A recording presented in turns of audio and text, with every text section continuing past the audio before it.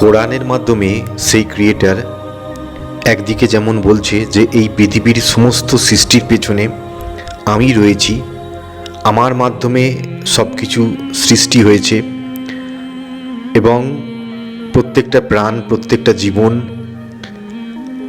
তার সৃষ্টির পেছনে শুধু আমিই রয়েছি।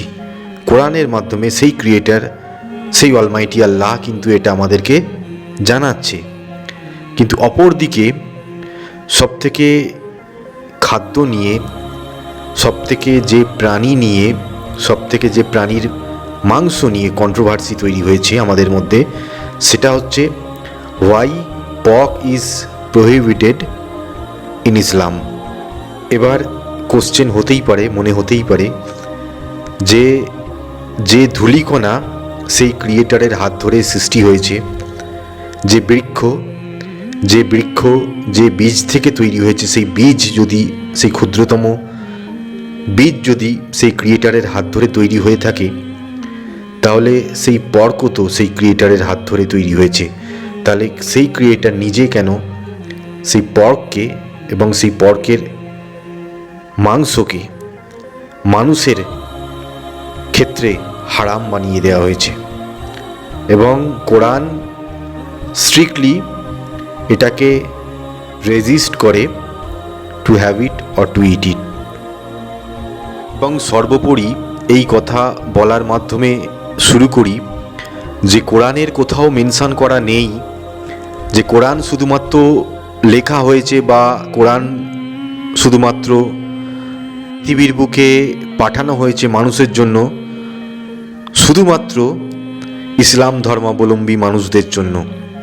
এটা কোরআনের কোনো জায়গায়, কোনো চ্যাপ্টার বা কোনো আয়াতে এটা মেনশন করা নেই যে কোনো পার্টিকুলার আয়াত বা সমগ্র কোরআন শুধুমাত্র মুসলমানদের জন্য নাজিল হয়েছে। কোরআন এমন একটা বুক অফ গাইডেন্স যেটা সমগ্র ক্রিয়েশনের জন্য, সমস্ত হিউম্যান ক্রিয়েশনের জন্য গাইডেন্স হিসাবে কিন্তু মানুষের বুকে এই পৃথিবীতে পাঠানো হয়েছে। এবং এর পরিপ্রেক্ষিতেই কোরআন 4টি জায়গায়, 4টি আয়াতে মেনশন করেছে যে pork is totally prohibited in Islam or for the human being as a food, and Quran forbids the consumption of pork, considering it impure in multiple verses. Surah Al-Baqarah chapter number 2 verse number 173, Surah Al-Ma'idah chapter number 5 verse number 3, Al-An'am chapter number 6 verse number 145, Surah Al-Nahl chapter number 6 verse number 15। তো এই 4টি জায়গায় কিন্তু কোরআনের মধ্যে এই pork as a meat, as a food strictly mention করা আছে, যেটা হিউম্যান বডির ক্ষেত্রে হারাম, অর্থাৎ ইমপিওর। এবার আসা যাক যে এটাকে সায়েন্সের চোখে কিভাবে দেখা হচ্ছে। কোরআন তো তার নিজের আয়াতের মাধ্যমে গোটা হিউম্যান নেশনকে জানিয়ে দিচ্ছে যে পর্ক তাদের জন্য হারাম। এবার এর পেছনে সায়েন্স কি বলছে, সায়েন্স কি যুক্তি দিচ্ছে, সেটাই দেখার আছে। পর্ক যারা মুসলিম রয়েছে তাদের ক্ষেত্রে হারাম, তারা মানে, যেহেতু তারা কোরআনকে মানে, তাই তারা এটাও মানে যে পর্কের মাংস বা পর্ক অ্যাজ এ মিট তাদের ক্ষেত্রে হারাম। কিন্তু যারা বিধর্মী ভাই রয়েছে তারা আবার পর্ক খেতে অনেক ভালোবাসে এবং অনেক সংখ্যক, বহু সংখ্যক লোক পাওয়া যাবে যাদের সব থেকে প্রিয়তম খাদ্য আবার এই পর্ক অ্যাজ এ মিট। এই সমস্ত কিছু মাথায় রেখে সায়েন্স কি বলছে, সায়েন্স কি যুক্তি খাড়া করছে, সেটাই দেখার আছে। সায়েন্স বলছে যে neither pork nor beef is definitely healthier. সায়েন্সে কথা বলছি, যারা এই পর্কের সঙ্গে বিফের কম্পেয়ার করতে চায় বা কম্পেয়ার করতে শুরু করে, তাদের ক্ষেত্রেও বলছি যে সায়েন্স বলছে, বিজ্ঞান বলছে, মেডিকেল সায়েন্স বলছে যে বিফ এবং পর্ক কোনোটাই কিন্তু অতিরিক্ত স্বাস্থ্যের পক্ষে ভালো নয়। Both offers protein, vitamin B and minerals, their nutrient profile are different. ক্ষেত্রে যেমন ভিটামিন B12 এবং আয়রন প্রচণ্ড পরিমাণে পাওয়া যায়, পর্কের মধ্যে কিন্তু এই ভিটামিন B12 এবং আয়রনের পরিমাণ অনেক কম রয়েছে।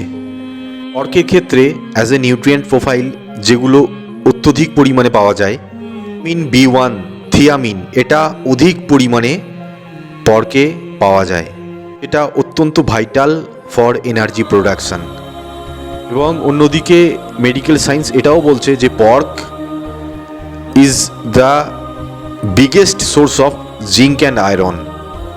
আচ্ছা যাক, যে সকল ক্ষেত্রে পর্ক অন্যান্য খাদ্য থেকে বা অন্যান্য মিট থেকে সম্পূর্ণভাবে আলাদা হয়ে যায়, সেই পয়েন্টসগুলো হলো, পর্কের মাংস ভক্ষণ করলে হিউম্যান বডিতে 70 types of disease, basically the worm disease তৈরি হয় কিন্তু হিউম্যান বডিতে।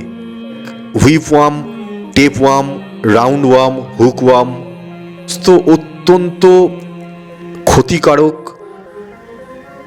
রোগ কিন্তু মানব শরীরে জন্মগ্রহণ করতে পারে। এগুলো হিউম্যান বডিতে কিন্তু একসময় লাইফ থ্রেট ডিজিজ হয়ে দাঁড়াতে পারে। এই ওয়ার্ম ডিজিজের বা ওয়ার্মের সবথেকে ভয়ঙ্কর রূপ হচ্ছে টেনিয়া সোলিয়াম। এই টেনিয়া সোলিয়ামের, এই ওয়ার্মের এগুলো এত ছোট এবং এতই ডেঞ্জারাস যে আমাদের হিউম্যান বডির, শরীরের অত্যন্ত ভাইটাল পার্টসগুলোতে কিন্তু এগুলো মুভ করতে শুরু করে। লাইক এগুলো যদি চোখে চলে যায় তাহলে ব্লাইন্ডনেস ক্রিয়েট করবে, চলে গেলে হিউম্যান বডির সেরিব্রাল অ্যাটাক হতে পারে, এর মধ্যে হার্ট অ্যাটাক ডেকে আনতে পারে। ব্লাড ভেসেলে এগুলো যদি অনবরত জায়গা তৈরি করে নিজেদের, তাহলে ব্লাড প্রেশার বাড়িয়ে তোলে এবং অবশ্যই সেটা হার্টের ডিজিজ তৈরি করে। কিডনিতে চলে গেলে এবং সেখানে বহুদিন ধরে বাসা করলে সেখানে কিডনি ফেলিওর হতে পারে। লিভারে চলে গেলে লিভার সিরোসিসের মতো এই মারণ রোগও কিন্তু হতে পারে মানুষের জীবনে। Taenia solium as a worm, এটা কিন্তু পর্কের মধ্যে ভীষণভাবে পাওয়া যায় এবং এই পর্কের মিটকে আপনি যতই টেম্পারেচারে বয়েল করুন না কেন, একটা রিসার্চে দেখা গেছে যে সবথেকে হায়ার টেম্পারেচারে বয়েল করার পরেও কিন্তু এই টেনিয়া সোলিয়ামের প্রেজেন্স কিন্তু অবজার্ভ করা গেছে সেই পর্কের মিটে।